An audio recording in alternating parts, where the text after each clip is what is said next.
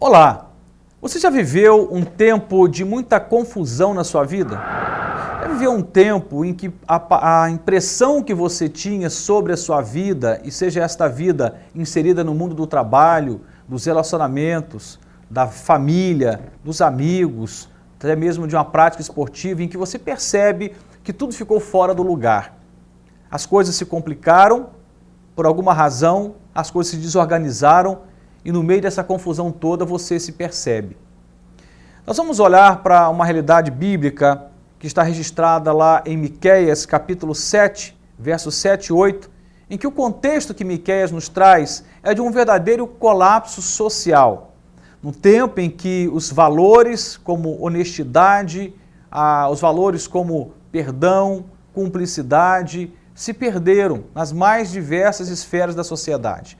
Tanto no meio secular, em que os poderes se corromperam, é o que Miqueias vai dizer, o príncipe, o rei, estava procurando suborno, aceitava suborno. Você vai ver, de repente, ele falando um pouco da experiência dos religiosos que haviam profanado tudo que era sagrado, vivendo só para si, de uma forma egoísta, esquecendo desse ministério sacerdotal, da vida religiosa. Ele mostra, então, nos primeiros capítulos, um verdadeiro colapso, especialmente nesse capítulo 7, nos primeiros versos. E diz, olha, virou tudo uma bagunça. Só que no meio desse caos social, desse caos moral, desse caos espiritual que Miqueias se encontra, ele decide se posicionar. E ele assume um lugar em Deus diante do caos fantástico. E é essa posição que Miqueias assume que faz com que o caos seja ordenado.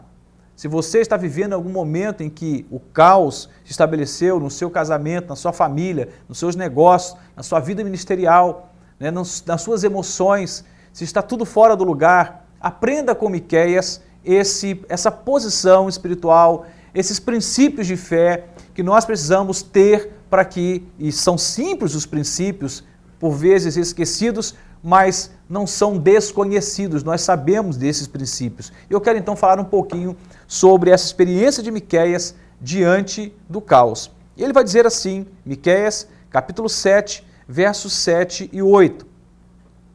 Eu, porém, olharei para o Senhor, esperarei no Deus da minha salvação. O meu Deus me ouvirá. Ó inimiga minha, não te alegres a meu respeito. Ainda que eu tenha caído, levantar-me-ei. Se morar nas trevas, o Senhor será a minha luz. Olha que coisa tremenda. Te dei o contexto. Os versículos anteriores, Miqueias narra um verdadeiro caos naquela sociedade do seu tempo, em que todos os poderes estavam corrompidos, inclusive o poder religioso, em que as pessoas estavam subjugadas, não havia mais uma referência clara do certo ou do errado, do justo, do injusto, do santo ou do profano, de trevas e luz, as coisas estavam bem complicadas. E no meio desse caos todo, Miqueias se posiciona. E sobre isso eu quero falar um pouquinho com você. Isso serve como princípio espiritual para você aplicar à sua vida quando você estiver diante de um caos, na sua história particular. Primeira coisa que o texto diz é, ele faz uma escolha. Eu, porém, olharei para o Senhor. No meio do caos, nós precisamos de uma referência. Lembre-se que o caos é falta de referência. Miqueias está dizendo, eu tenho uma referência, e eu vou focar nessa referência, eu vou olhar para essa referência, eu decido, eu escolho olhar para o Senhor. Quando nós estamos vivendo um tempo em que a vida se desorganiza, em qualquer área que você possa mensurar, nada melhor do que no momento em que as referências se perdem, escolhermos olhar para Deus. Porque essa referência, ela não se altera. A Bíblia diz que Deus é o mesmo ontem, hoje e eternamente. A imutabilidade de Deus é uma das marcas do caráter de Deus. Deus é o mesmo, Deus não muda. Os seus valores, princípios, reino, verdades não se alteram. E esse Deus imutável, ele está diante de mim e de você quando o caos se estabelece. E normalmente o caos não se estabelece porque Deus o promoveu, porque Deus não é Deus de confusão, dizia Paulo escrevendo aos Coríntios. Ele é Deus de paz e de ordem. O caos é estabelecido por escolhas erradas que fazemos ou por escolhas que nós, como sociedade, de forma mais ampliada, temos feito. De forma particular ou coletiva, o caos é resultado da nossa ação desmedida, às vezes não calculada, não avaliamos consequências das nossas escolhas, impulsivamente decidimos as coisas e de repente a vida vira de perna para o ar. Mas nesse contexto, Miqueias está dizendo, olha, eu tenho uma receita para você, eu tenho uma direção para você. Escolha olhar para o Senhor. Não olhe para o caos, não olhe para o que está em desordem, olhe para aquele que pode produzir ordem nessa desordem. Olhe para o Senhor. Um pouquinho mais adiante, ele afirma ainda, esperarei no Deus da minha salvação. O que ele está dizendo, não basta apenas você olhar para Deus, é preciso você esperar em Deus. No tempo oportuno, a ordem é devolvida. No tempo oportuno, o casamento virou um caos, vem a ser ordenado. A família da mesma forma, as finanças, a vida ministerial. O caos sempre ele resiste por um tempo, mas não por todo o tempo. Em algum momento, se temos esperado em Deus, a ordem ela é estabelecida. Então, espere no Deus do seu livramento, espere no Deus da sua salvação. É isso que Miqueias está recomendando, porque foi essa a posição dele. Quem poderia colocar ordem naquela sociedade? Da onde viria salvação? Da onde viria livramento? Ele diz, olha, eu escolhi olhar para Deus, porque dele vem o meu livramento. É nele que a minha vida vai se organizar. É nele que a paz vai voltar a reinar. É nele que eu vou poder voltar a dormir em sossego, em quietude de alma. É nele, então eu esperarei no Deus da minha salvação. Agora, ele afirma num terceiro momento algo tremendo, que certamente, se não fosse afirmado, o que veio antes perderia sentido. Ele diz, eu olho para Deus, eu espero nele, mas ele diz, eu sei que Deus me ouvirá.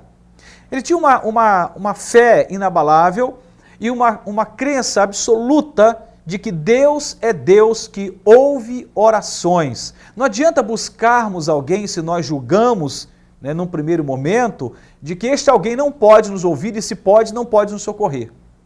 Às vezes até pode nos ouvir, mas não pode nos socorrer.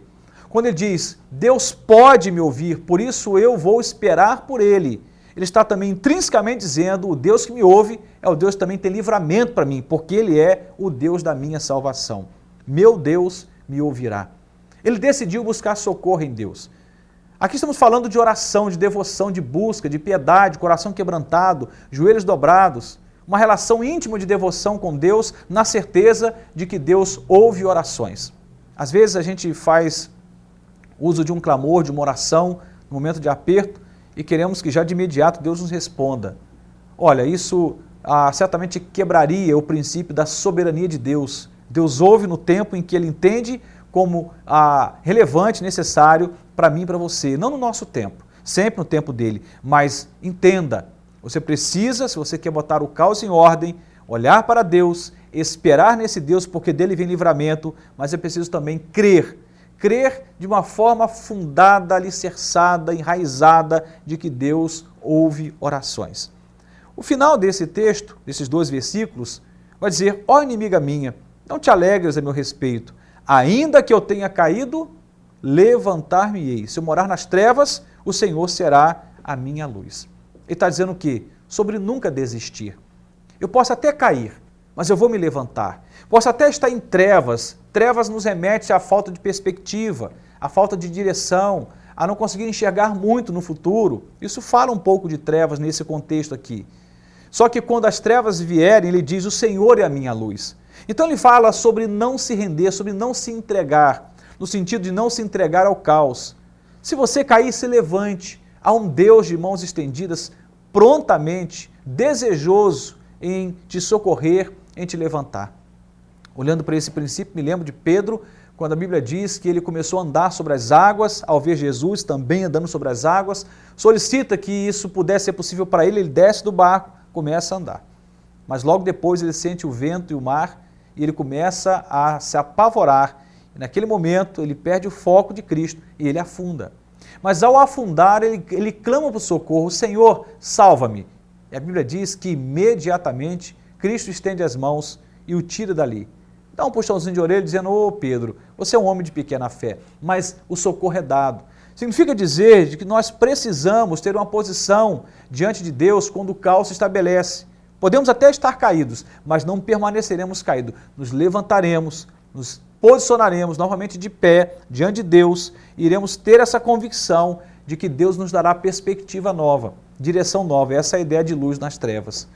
O que é que está fora do lugar na sua vida? O que é que você percebe que está desordenado? Quero te recomendar, não é uma receitinha de bolo, não é isso. São princípios espirituais. Olhe, escolha olhar para Deus. Escolha esperar no Deus do seu livramento. Escolha crer que Deus ouve a sua oração e nunca desista.